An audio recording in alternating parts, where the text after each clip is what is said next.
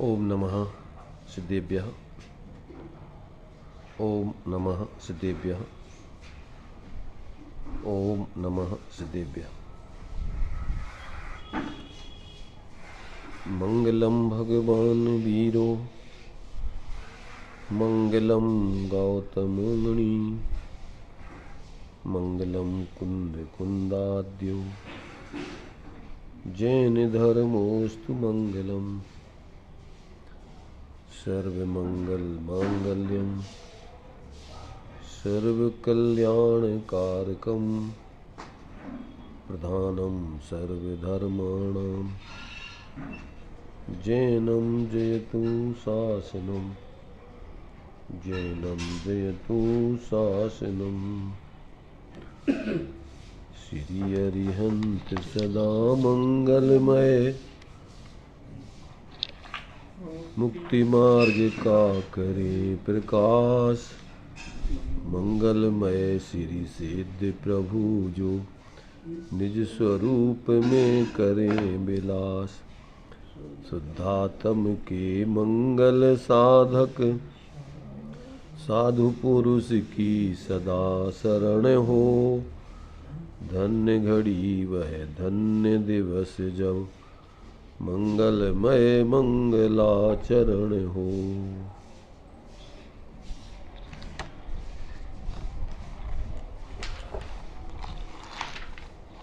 चर्चा अपनी परमानंद स्तोत्र के माध्यम से चल रही है। 6 नंबर तक के श्लोक की चर्चा हो गई थी। 7वें नंबर के श्लोक से आज अपन यहाँ विचार करते हैं। 7वें नंबर के श्लोक में आचार्य देव दृष्टांत देकर इस बात को सिद्ध कर रहे हैं कि आत्मा का मूल स्वरूप क्या है और किस तरीके से अपने लिए उस मूल स्वरूप को ग्रहण करके और अपनी आत्माराधना करना चाहिए। बहुत ही सरल दृष्टांत दे करके इसमें स्पष्ट करते हैं। देखिए, श्लोक है नलिन्यां च यथा नीरं भिन्नं तिष्ठति सर्वदा अयमात्मा स्वभावेन देहे तिष्ठति सर्व निर्मला। क्या कहा? इसका हिंदी पद है, जिस प्रकार नलिनी से नीर भिन्न सर्वदा मानो धीर, उसी तरह निर्मल निज रूप देह से जानो भिन्न स्वरूप। देखिए क्या कह रहे हैं यहाँ पर। यथा, जिस प्रकार नलिन्याम अर्थात कमलिनी पत्र, सर्वदा अर्थात हमेशा, नीरम भिन्नम तिष्ठति जल से अलग ही रहती है। कमलनी पत्र जल से अलग ही रहता है अथवा कमलनी। उसी प्रकार अयम निर्मला आत्मा, यह निर्मल आत्मा स्वभावेन स्वभाव से ही देहे भिन्नम तिष्ठति शरीर से अलग ही रहती है। क्या कहा इसमें? जिस प्रकार नलिनी अर्थात कमलिनी हमेशा जल से अलग रहती है, उसी प्रकार यह आत्मा स्वभाव से इस शरीर से भिन्न ही रहती है, अलग ही रहती है। ऐसा जानना चाहिए। इसमें थोड़े अपने लिए मर्म की बात समझने वाली ये है कि देखो, कमलनी पत्र या कमलनी पानी में रहते हुए भी पानी से अलग रहती है। ये तो सामान्य है, सभी लोग समझ सकते हैं, इसमें कोई बड़ी बात नहीं है।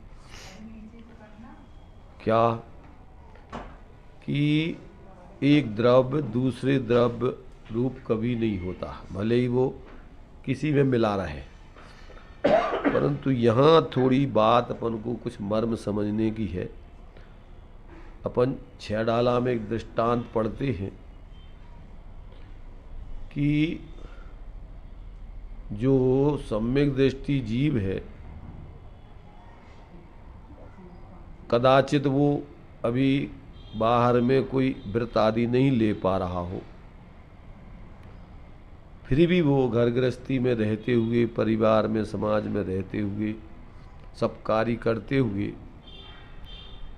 और उन सब से पृथक रहता है। अब इसमें अपन को वो भी अपन को समझने लायक ये है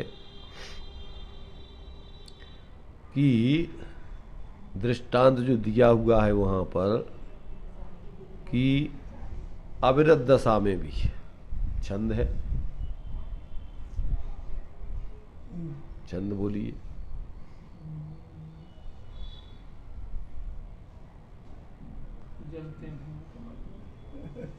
गेही पे गिर में इसके आगे की पंक्तियां बोलो।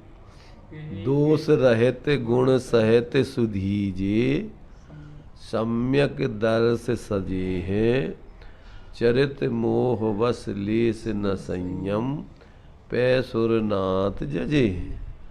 गेही पै ग्रह में न रचे ज्यों, जलते भिन्न कमल है, नगर नारी को प्यार यथा, कादे में हेम अमल है। इनमें थोड़ा गहरा मर्म समझने लायक है। सामान्य से तो अपन को ऐसे लगता है कि इसमें क्या बड़ी बात है। देखो 3 दृष्टांत उसमें दिए हुए हैं, उसके विरोधी 3 दृष्टांत लो अपन। एक तो अपन लो कि गेही पे ग्रह में न रचे जो जलते भिन्न कमल, तो ये जो यहाँ नलनी दिया है वो कमलनी ही मैंने यहाँ पर लेना वो कमल। तो अब अपने लिए कमलनी का ही दृष्टांत क्यों दिया? और भी तो पेड़ जो है पानी में रहते हैं और वो भी पानी तो होते, पानी रूप तो होते नहीं, वो भी पानी से अलग ही रहते हैं। पर कमलनी का ही दृष्टांत क्यों दिया? और दृष्टांत देखिए उसी में जो 3 दृष्टांत दिए हैं। तो जलते भिन्न कमल, नगर नारी को प्यार, पत्नी का प्यार क्यों नहीं दिया? और तुम्हारे से कादे में हेम का दृष्टांत, लोहे का दृष्टांत क्यों नहीं दिया? इसमें मर्म है गहरी, तीनों में गहरी मर्म समझना। कैसे गहरी मर्म समझना? कि पानी में और पेड़ पौधे और उनके पत्ते वो भी अलग ही रहते हैं, वो कोई पानी रूप थोड़ी हो जाते हैं, परंतु साथ में एक विशेषता है कमलनी पत्र की और कमलनी की कि वो पानी में रहते हुए सड़ते नहीं है, गलते नहीं है। वो ज्यों का त्यों निर्दोष जैसा बाहर निकालो तो और पानी में रखो तो, उसकी ये विशेषता है। इसलिए सम्यक दृष्टि के लिए वो दृष्टांत दिया है। वैसे तो सब जीव एक द्रव दूसरे द्रव का होते ही नहीं है। सभी जीवों का जैसे मान लीजिए कि दूध और पानी में मिला दो तो दूध और पानी अलग अलग ही रहते, एक दूसरे रूप होते ही नहीं है।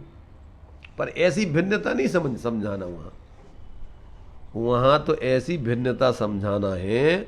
माने वो द्रव्यों की, 2 द्रव्यों की पृथकता तो समझ नहीं है, पर परिणति में जब अपन अपने स्वरूप को ग्रहण कर लेते हैं तो वो अप्रभावित रहती है उससे। जैसे अपने लिए जो कमलनी का दृष्टांत दिया है और पत्तों का दिया, तो और पत्ते पानी में रह करके सड़ जाएंगे, प्रभावित हो जाते उससे, और कमलनी पत्र उससे पानी से प्रभावित नहीं होता है, बिल्कुल अंशुका जैसा का तैसा बना रहता है। अन्य जीव भी घर गृहस्थी में रहते हैं, उनका दृष्टांत क्यों नहीं दिया?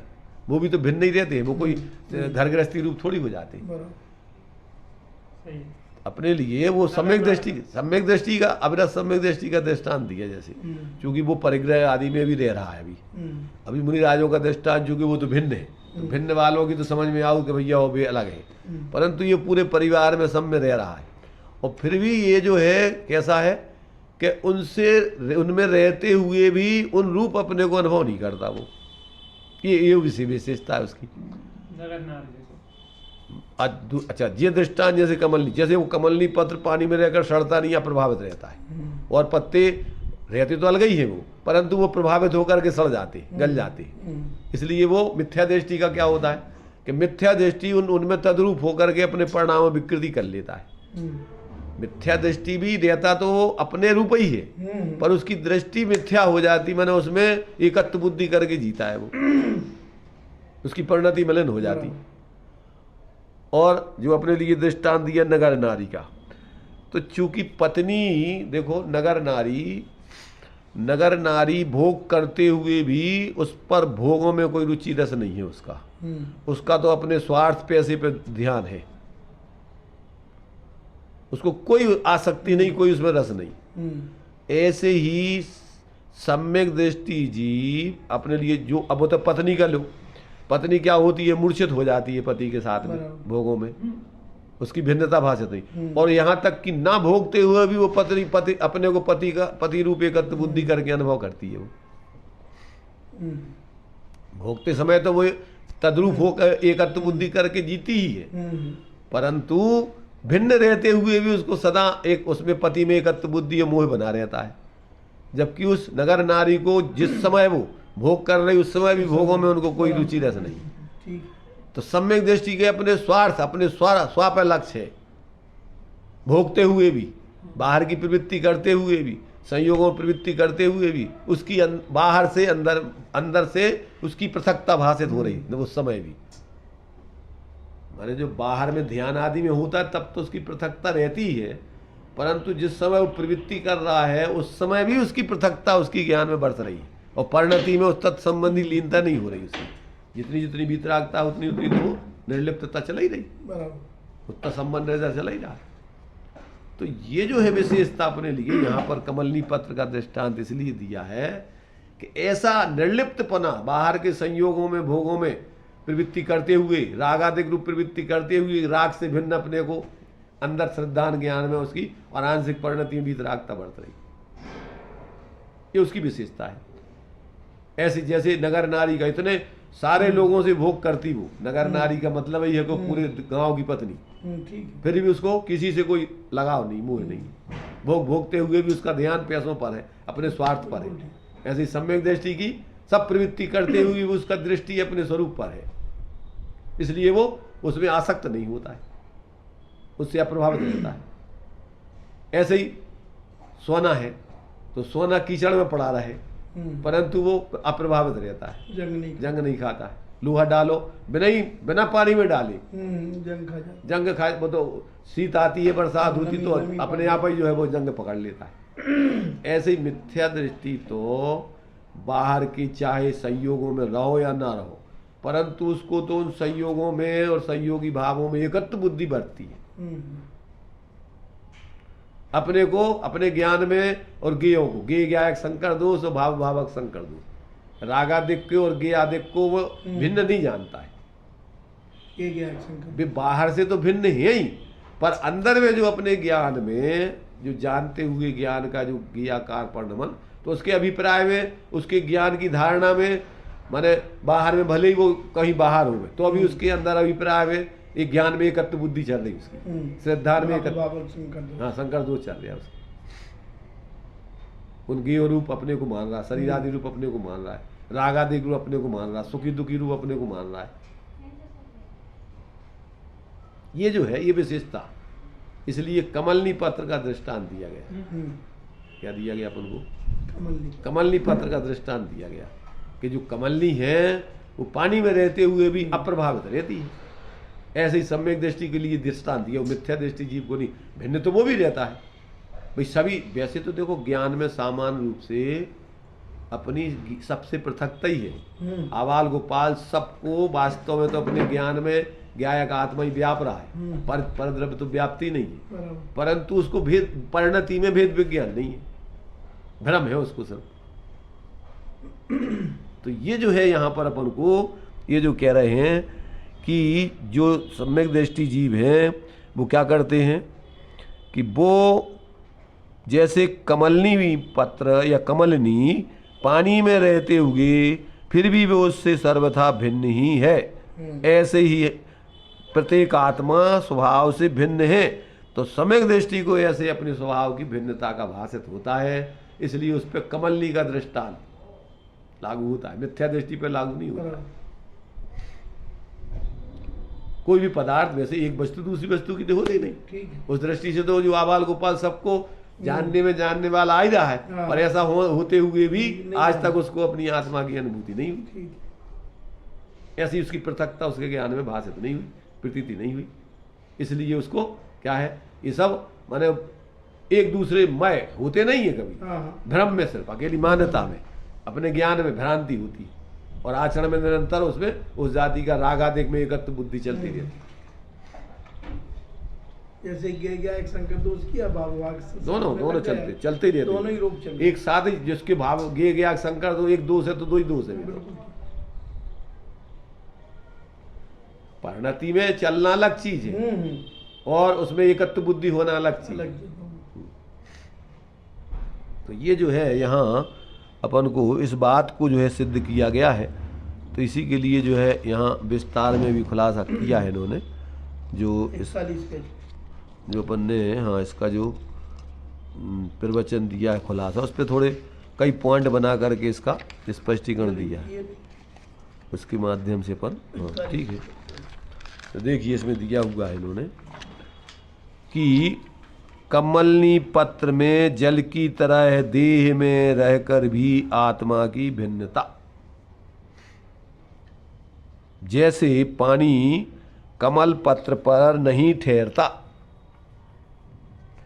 कमल पत्र में पानी भरा हो तब भी वह पानी कमल पत्र से निरालय है, इसी प्रकार यह आत्मा देह में रहते हुए भी इस देह से निराला है। सभी का, वैसे तो मिथ्या दृष्टियों का भी है, अपना ज्ञान स्वरूप आत्मा अलग है और ये सब चीजें अलग हैं, परंतु मिथ्या दृष्टि को ऐसा अपने ज्ञान में भाषित नहीं होता सर। यद्यपि पानी सभी पत्तों से निराला है, किसी भी पत्ते में पानी है तो पानी पानी है, पत्ते पत्ते हैं, पत्ते में पानी का प्रवेश नहीं और पानी में पत्ते का प्रवेश नहीं, तो स्वरूप दोनों का पृथक पृथक, फिर भी कमल पत्र का जो दृष्टांत दिया है वह एक विशेषता को लिए हुए है, उसको समझाने की दृष्टि से दिया है। कमलनी का पत्र ऐसा खास होता है कि उस पर पानी का चिपका होता ही नहीं।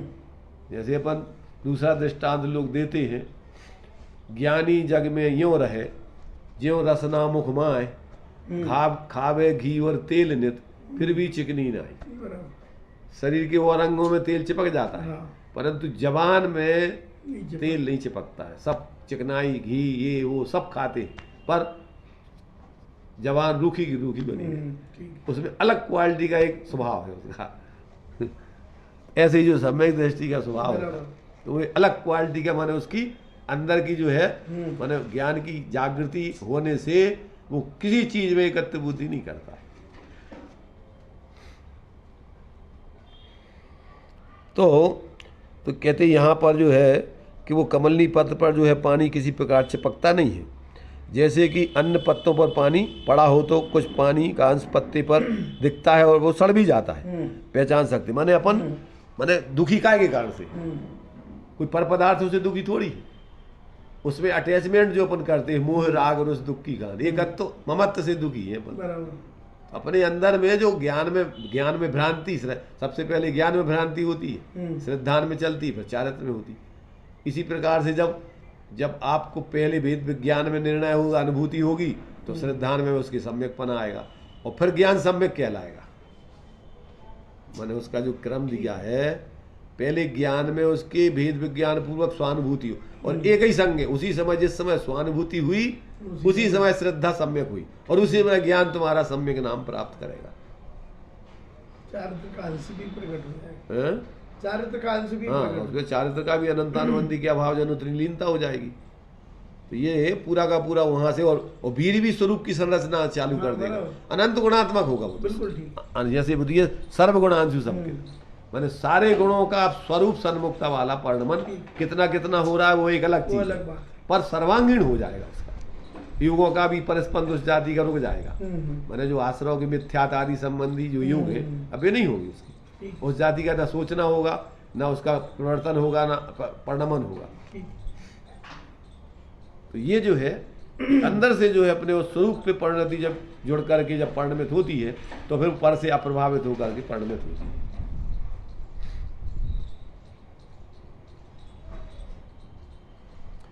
इतना चिकना वो पत्ता होता है कि पानी की एक बूंद भी उस पर नहीं ठहरती।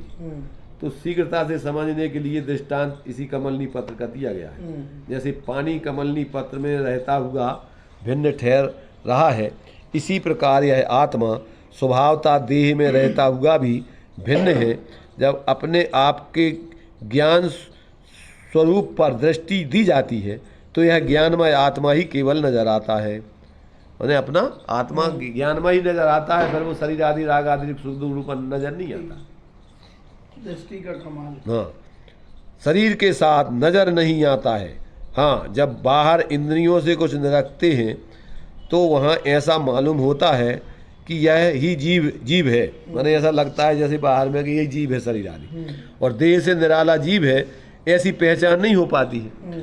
लेकिन जीव नियमतः स्वभाव से देह से निराला है, अन्य सर्व पदार्थों से निराला है।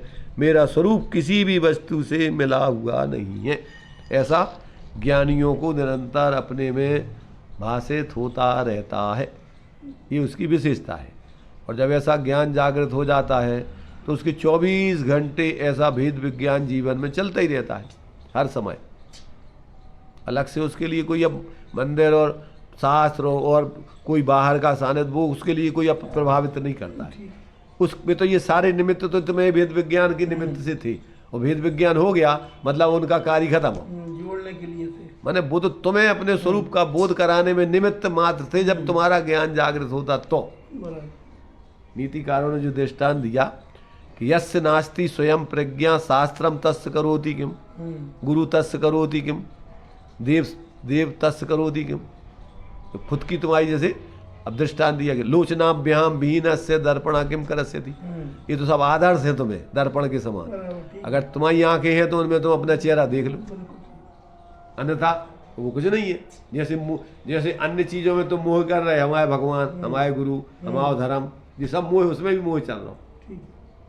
उसमें दिया है अनुभव प्रकाश में कि सब पूजा पाठ सब मोह है, मिथ्या दृष्टि का। तो उसमें सब ये सब मोह के काम चल रहा है उसकी। और जब भेद विज्ञान हो गया तो उसके सारे बाहर के मोह के संसार के काम भी उसके सब ज्ञान के काम चल रहे हैं। वहां पर भी उसको किसी में एकत्व बुद्धि नहीं चल रही। ये तो धर्म की कोई अलौकिक कला है। सहज आत्मस्वरूप की उपलब्धि भेद विज्ञान की सत्यता की साधिका। क्या कहा? सहज आत्मस्वरूप की उपलब्धि की जो उपलब्धि हुई है उसी से भेद विज्ञान की सत्यता का प्रमाण मिलता है। क्या कहा? भेद विज्ञान की प्रमाणता स्वरूप अनुभव से है। इसको भेद विज्ञान हो गया, ये किससे माप करोगे उसका? तो कहते स्वरूप अनुभव से। जिसको स्वरूप अनुभव हो गया तो अब उसके लिए स्वरूप से बाहर के सब पर, एक तरफ जहां स्वा उसके लिए अब पर सारे के सारे, तब भेद विज्ञान कहलाएगा। जिसने अपना घर देख लिया उसको सारे विश्व के घरों का ज्ञान हो गया। और जब तक अपने घर के पता नहीं है तब तक उसके लिए किसी का पता नहीं। तो भेद विज्ञान की परिचय का कारण है स्वरूप अनुभव। भेद विज्ञान की साधिका, भेद विज्ञान स्वरूप अनुभव से प्रकट होता है। साधक है भेद स्वरूप अनुभव, भेद विज्ञान का। बराबर। अगर स्वरूप अनुभव नहीं है तो भेद विज्ञान शब्दों से, शास्त्रों से आदि किसी से नहीं होता है। अधिकारी नहीं है। देखिए, पढ़ो राजा। यद्यपि मोटे रूप से तो यद्यपि मोटे रूप से तो लोग तब जाते हैं जब मोटे रूप से तो लोग जब जान ही जाते हैं जब कोई जीव देह छोड़कर चला गया। तब तो समझ में आ गया कि भैया आत्मा, ये शरीर अलग है और ये आत्मा अलग है। देखो सभी लोग प्रायः ऐसा कहते हैं कि मरण के बाद जीव यहाँ न रहा, चला गया। जीव नियारा है तभी तो मरने पर ये जीव देह से हटकर चला गया। अगर अलग नहीं हुए तो इस देह से हट निकल के कैसे जाएगा वो? इससे पता पड़ता है कि भैया इसमें जीव है। अब उसकी कल्पना करते हैं वो जीव कैसा है। अब ये नहीं उनको पता है कि जीव, अब कोई कहता है भैया मर जावे तो राख धर दो छान के चूल्हे के पास, अब जो कछु बन जाए ऊपर चल है तो पता पड़ जाएगा क्या बनेगा। तो सब पागल। कोई कहता है कि 13 दिन तक इतने घूमत रहे थे, अच्छे लाने उके लाने, तो फिर बाद में बाजे माजे बजा के भगाओ तो भैया क्या होगा, वो तो खत्म हो गई इनकी, उनको तेरी भी हो गई, अब तो जाओ दो।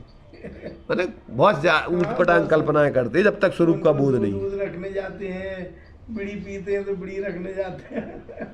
सब पागलपन की चीजें हैं जब तक पता नहीं है यथार्थता का, तब तक ऐसे ही जब मिथ्यात्व का सेवन चलता है। परंतु जो हटकर चला गया है वे जीव कैसा है, उसका क्या स्वरूप है, इसका परिचय नहीं है। भेद विज्ञान तो तब कहलाएगा जब यथार्थ स्वरूप का परिचय हो। यूँ कहने मात्र से भेद विज्ञान नहीं बनता। भेद विज्ञान करना है जीव के सहज स्वरूप को अन्य सबसे निराला तकने के लिए। काय के लिए इनको तकना पसंद है।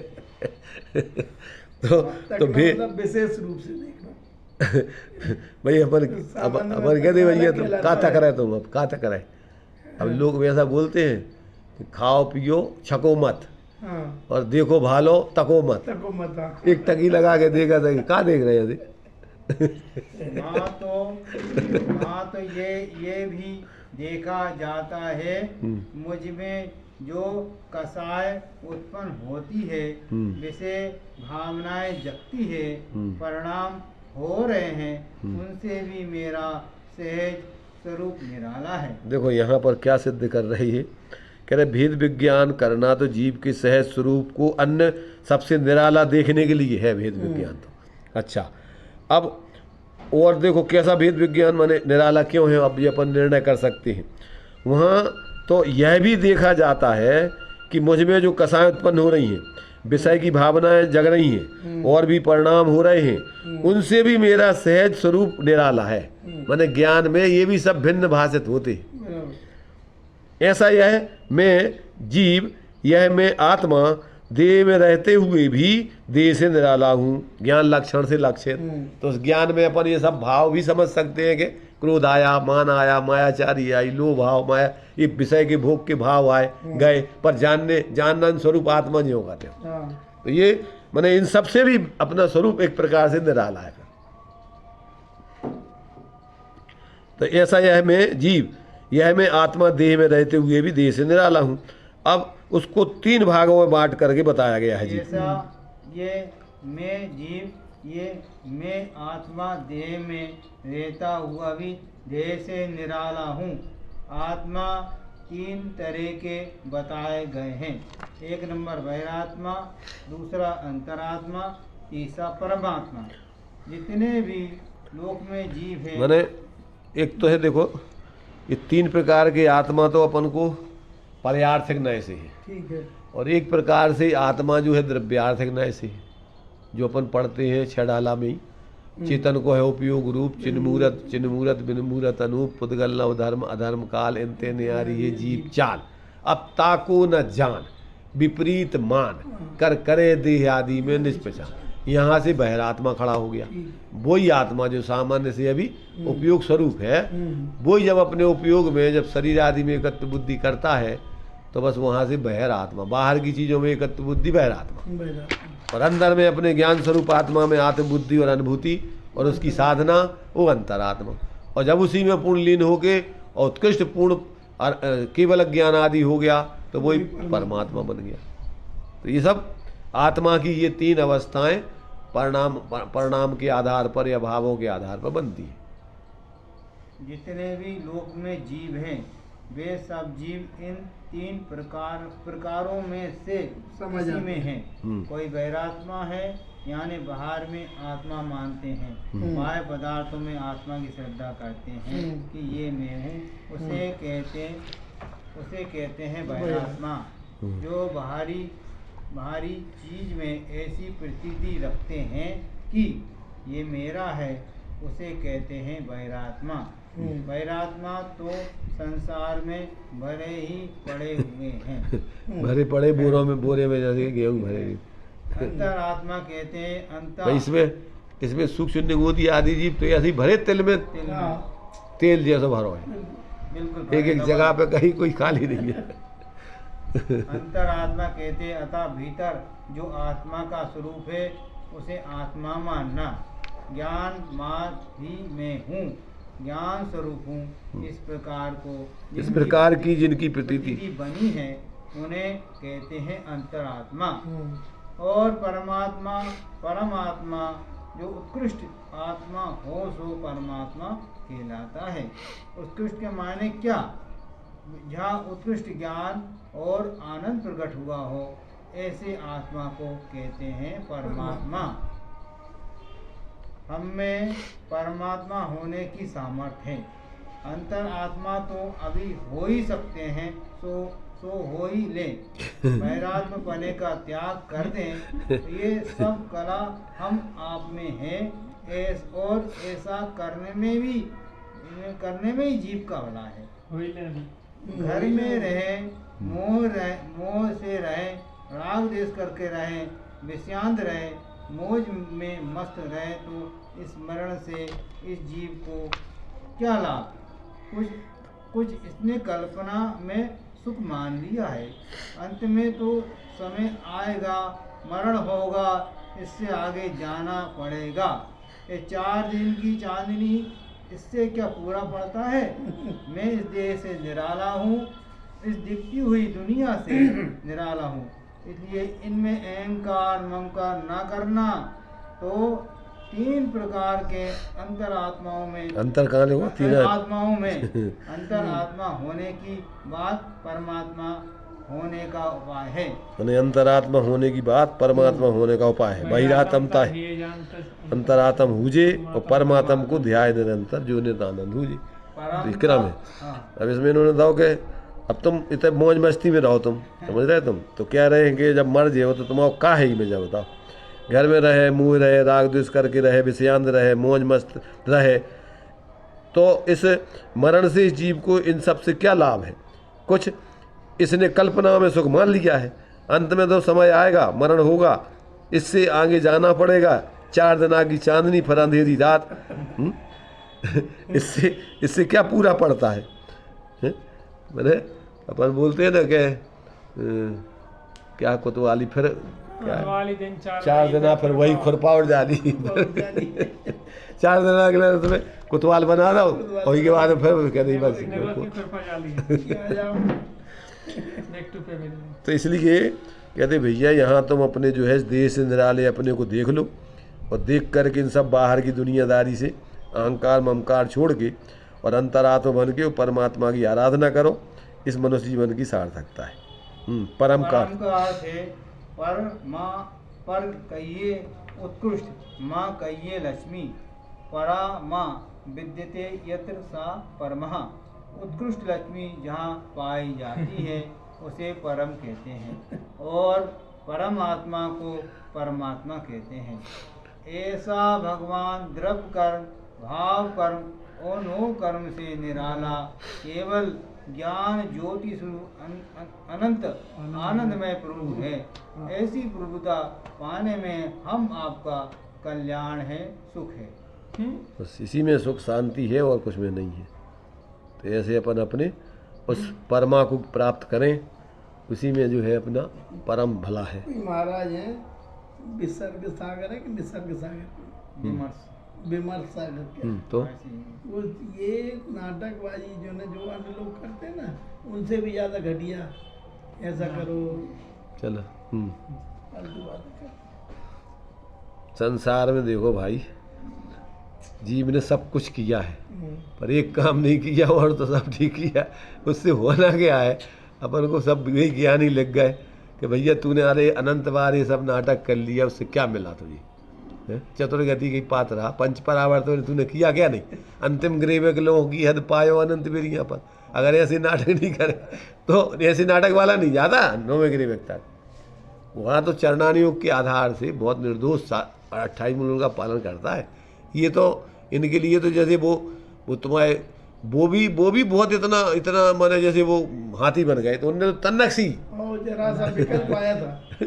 तो ये तो बहुत स्थूल रूप में अगर व्यक्ति की विपरीतताएं चल रही है तो उसके लिए दशा क्या है। चलो, परमात्मत्व पाने के प्रोग्राम में ही अपनी भलाई है। परमात्मा होने का ही हमें अपना प्रोग्राम रखना चाहिए। मैं मनुष्य हुआ हूँ तो मैं क्या बनूं, क्या हूँ? तो उत्तर यह होना चाहिए कि मैं परमात्मा बनूं। अन्य स्थितियों में लाभ नहीं है। मैंने परमात्मा बनूं वो मतलब जैसे 3 बोलते ना कि पहले परमात्मा स्वभाव से हो और फिर उसी के आश्रय से परमात्मा हो। तो ये परमात्मा पर्याय में बनने की बात है। स्वरूप तो सबका परमात्मा सामर्थ्य लिए हुए। तो बीजभूत में बीज रूप में तो वृक्ष सबके अंदर है, पर उसको प्रकट करके उस वृक्षत्व को सिद्ध करो, तब उसकी सार्थकता है। अन्य स्थितियों में लाभ नहीं है। और स्थितियों के नाम लेकर बताइए आप क्या बनना चाहते हैं जिससे आपका कल्याण हो। क्या कोई दुनियावी मिनिस्ट्री आदि प्रतिष्ठित पद पा लेने से आपका कल्याण हो जाएगा? अरे वहाँ तो बड़ी चिंता रहती है। अभी उस पद पर नियुक्त हुए पर अगले इलेक्शन की चिंता अभी से शुरू हो गई।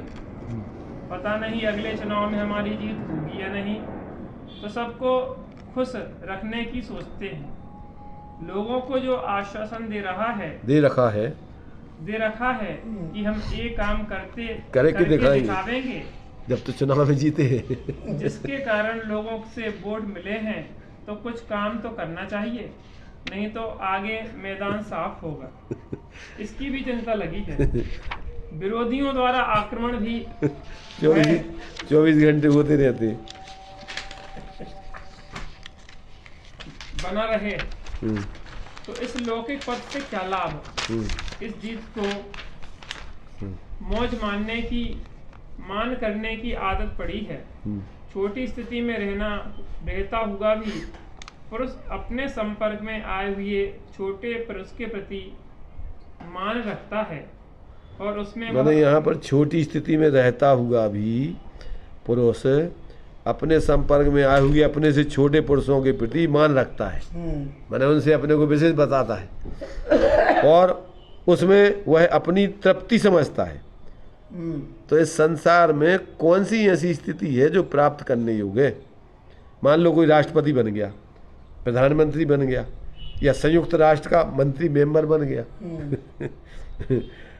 तो वहाँ भी तो ऐसे क्या विश्राम मिलेगा? अरे रात दिन चिंताएं ही बनी रहेंगी, शांति की प्राप्ति वहाँ भी नहीं हो सकती। मान लो कोई लखपति बन गया, पैसे की दृष्टि से, पद की दृष्टि से हो गया। अब कोई करोड़पति, अरबपति, खरबपति आदि धनक बन गया, तो वहाँ भी उसे अनेक चिंताएं रहेंगी। जितने बड़े परिग्रह का समागम उतनी ही अधिक चिंताएं रहेंगी। ऐसी ही बात हर स्थिति में है। संसार की कोई भी स्थिति कल्याणकारी नहीं है। मात्र एक यही स्थिति कल्याण की है कि मैं अकेला ही रह जाऊं। मेरे साथ न शरीर हो, न कर्म हो, चिंतन, मनन, विचार, वितर्क, विभाव, राग, विरोध, विषय कसाय की कोई किल्लत न हो। मैं ज्ञान स्वरूप केवल ज्ञान स्वरूप ही रहूं, जगमगाता ही रहूं, ऐसी मेरी स्थिति हो, इसी में मेरा कल्याण है, अन्य बात में मेरा कल्याण नहीं। मैंने सभ्यत संसार असारा, इसमें अपना कहीं कुछ नहीं अपन को हित है, ऐसा समझ के एकमात्र अपन अपने ज्ञान में ही स्थिर होकर एक ज्ञान आनंद स्वरूप ही अपने बस सहज स्वरूप में रहकर आनंद भोगे, इसी में सब जीवों का कल्याण है। पहले तो ये अपनी भावना और दृष्टि बने, तब तो इस तरफ लक्ष्य होवे, और ये नहीं है तो अब तुम कितना ही करते रहो बाहर में उठा पटक, उससे क्या होना। कुछ कम नहीं। सुहावने जचने वाले बाह्य पदार्थों को क्लेश कारणता का दिग्दर्शन। मैंने जितने भी अच्छे लगने वाले पदार्थ हैं वे सब तुम्हें दुख देने वाले हैं, अब ये सिद्ध कर रहे हैं तुम्हें। क्लेश के कारण तो है। जितनी ज़्यादा अच्छी चीज़ है उतनी ज़्यादा दुख को कारण। जो चीज आज यहाँ सुंदर लग रही है, वह चीज हमको तड़फा तड़फा कर बर्बाद करने वाली है। यो ध्यान लाएं, इस अज्ञान भरी दुनिया में क्या सुंदर लग रहे हैं। विषय साधन, घर मकान, वैभव, प्रतिष्ठा, स्त्री पुत्र आदि जो भी अपने को सुंदर जचते हैं, वे अपने को क्लेश के कारण हैं। क्लेश के ही कारण है। क्लेश के ही कारण है। ही कारण है। मोटी दृष्टि से देखो तो ये यूं क्लेश के कारण है कि जिनसे प्यार किया उनका वियोग होगा ही। वो नहीं है। निश्चित है। तो वियोग के समय कितना दुख मानना पड़ता है। स्थूल रूप से तो यूं ही समझ सकते हैं कि यह दृश्यमान सारा समागम मेरी बर्बादी के लिए है। परमार्थ से देखो तो जो जितना सुंदर जच रहा है वह यूं जच रहा है कि उसके प्रति तीव्र राग है। मैंने उसमें तुम्हारी तीव्र आसक्ति चल रही है, जो तुम्हें जितना अच्छा लग रहा हो। बराबर। अपने में राग आए बिना कोई सुंदर नहीं जचता। यही दूसरे के शरीर हैं क्या? अब ना यही दूसरों के शरीर क्या है ये बताओ। यही तो है। अब विचार करो, हाड़ मांस चाम पसीना खून मल मूत्र आदि का भरो में। हाड़ मांस नवद्वार वह घनकारी, इनके पिंड है। पसीना खून मल मूत्र आदि किसका पिंड है। और है क्या? सामने से शक्ल दिखती है, नाक से बड़ी सुंदरता मानी जाती है, और यही नाक है जो कि बड़े बड़े मल को बहाने वाली नहीं, जो बड़े मल को बहा मने अंदर सबसे ज्यादा उसी में मल बहता रहता है। जहाँ मल बहुत पड़ा हुआ है, लेकिन जब राग की तीव्रता होती है तो इस अपवित्र चीजों पर दृष्टि नहीं रहती, किंतु वहाँ ही तोता जैसी नाक, कितनी बढ़िया, कितनी सुंदर नाक है। जब उसमें नाक निकालते, किंतु वहाँ ही इस चाम चादर में सुंदरता जच जाया करती है। जब राग ना हो तब तो वह ऐसा ही लगता है कि कैसा यह चाम का पुतला है, कितना अपवित्र है, इसमें क्या सार है। तो सुंदर कौन बताया करता है। हमारा राग भाव सुंदर कुछ नहीं है दुनिया में। मैंने अपनो राग भाव ही उसको सुंदर बनाता है। वस्तु में क्या सुंदर है, मल मूत्र सब बेकार की चीज। कोई सुंदर बुद्ध कल के ढेर है, सब बाहर में देखो तो 5 इंद्रियों के में से। यदि राग है तो वहाँ सुंदरता नजर आएगी, यदि राग नहीं है तो सुंदरता नहीं नजर आती है। तो राग है सो वही आग है, वही तुम्हें जला रही है। बोलते हैं राग आग दहे सदा। अब द्रव्य दृष्टि से देखो सुंदर का अर्थ क्या है। सुंदर में 3 शब्द पड़े हैं, सु उन्द और अर। सुंदर सु उपसर्ग है, उन्द धातु है और अर प्रत्यय है। इसका अर्थ है उल्दी। उन्दी माने जे उन्द धातु है, तो उन्द धातु से उन्दी माने क्लेश देने वाली। क्लेदने, उन्दी का अर्थ होता है क्लेदने। हाँ, उद्दी धातु का अर्थ होता है क्लेदने, क्लेदने वाली माने क्लेद पैदा कराने वाली। क्लेश पैदा कराने। हाँ, क्लेदने, चलो छोड़ो तुम। हाँ, उन्द धातु आती है तड़फा कड़ाफा के मारने में। यह संस्कृत धातु का अर्थ कर रहे हैं और उपसर्ग लगा है सु, जिसका अर्थ है भली प्रकार से। तो भली प्रकार से मारने वाले को, क्लेद करने वाले को कहते हैं सुंदर। जो तड़पा तड़पा करके मारे थे जिससे ज्यादा ज्यादा बुत में उनके इंतजार में बार बार कितने देखो लड़की लड़कियों का जिनसे प्रेम हो जाता है, कैसे इंतजार कर करके मर जाते नहीं मिल पाते तो मर जाते, आत्महत्या कर लेते।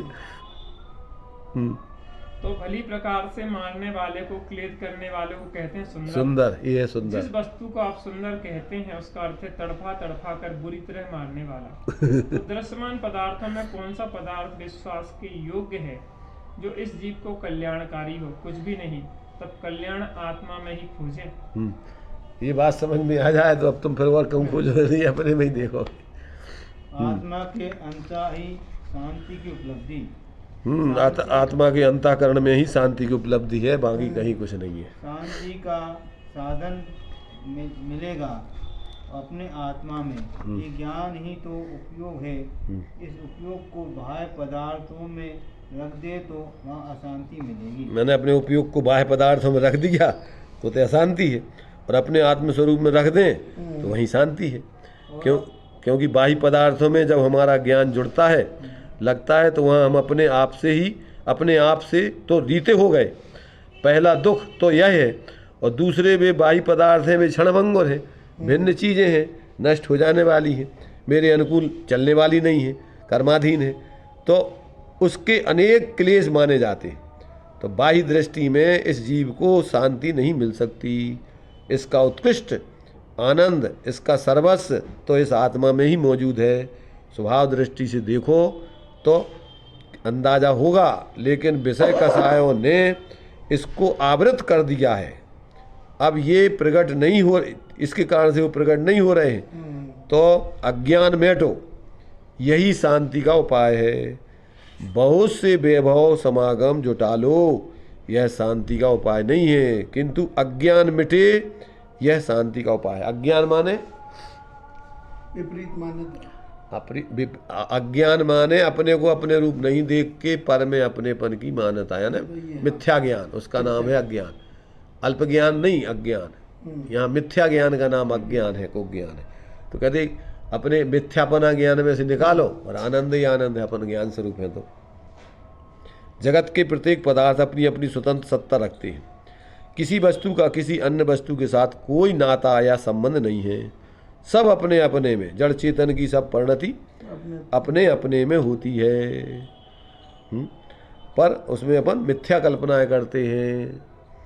लेकिन इसके खिलाफ कोई बात समझे कि यह तो मेरा है, मेरे को छोड़कर कहाँ जाएगा, तो ऐसा जिसने पर वस्तु में ममत्व लगाया है, उसका दुख होना प्राकृतिक बात है। उसको निरंतर दुखी होना ही होना है, उसको कोई पूछने की जरूरत नहीं है। यह मैं आत्मा इस देह में रहते हुए भी इससे बिल्कुल निराला हूँ, स्वभाव से ही भिन्न हूँ। ऐसा जो अपने आप में अपने ज्ञान स्वरूप आत्मा की अनुभूति प्रतीति करता है, उसको ही परम आनंद प्रकट होता है। ऐसा जानना चाहिए। इसके अलावा और शांति का कोई दूसरा उपाय नहीं है, नहीं था, नहीं मिलेगा।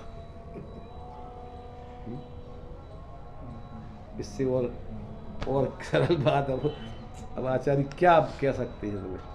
इतने में भी अगर किसी की समझ में नहीं आए तो भैया अब तू जान। आचार्य जित तो बताने का वो भाव आता है बता देते, भैया कहते हैं बसो विकल्पों से, व्यर्थ के विकल्प जल्पों से। तो ये जो है अपन को बहुत ही सुंदर तरीके से इस परमानंद स्तोत्र में सुंदर का अर्थ बता दिया। आनंद 23-24 साल पहले हम शिमला मनाली गए बच्चों को चलो पढ़ो। छोड़ के लोग जाते हैं, महीनों से तारीफ करते हैं, ऐसा सुंदर ऐसा सुंदर। मुझे कुछ ऐसा लगा ही नहीं। वहाँ से आके ऐसा लगा जैसे बनवान की टेकरी है अपनी, लेकिन इसमें और उसको टेकरी में क्या फर्क है? ये तो क्या है, देखो बता, दूर के ढोल सुहावने। अपन को अपने तय की चीजें अच्छी कहते नहीं है। गाँव को जोगी जोगड़ा, आने गाँव के सिद्ध झूठे। बाहर के लोग भोपाल घूमते हैं। हाँ, ये वहाँ वृंदावन गार्डन एक बार पहले गए थे 84 में।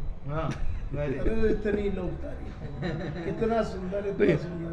हम लोग तो गए थे उधर से निकल गए, हम लोग एक पागल हो। तो बाहर से ही वापस आ गए थे, मैंने एक राउंड लगा के वैसे ही। चलो। निज निधि निज में बताई यह अनंत उपकार है, इसके लिए जिन वाणी माँ को वंदना सतवार।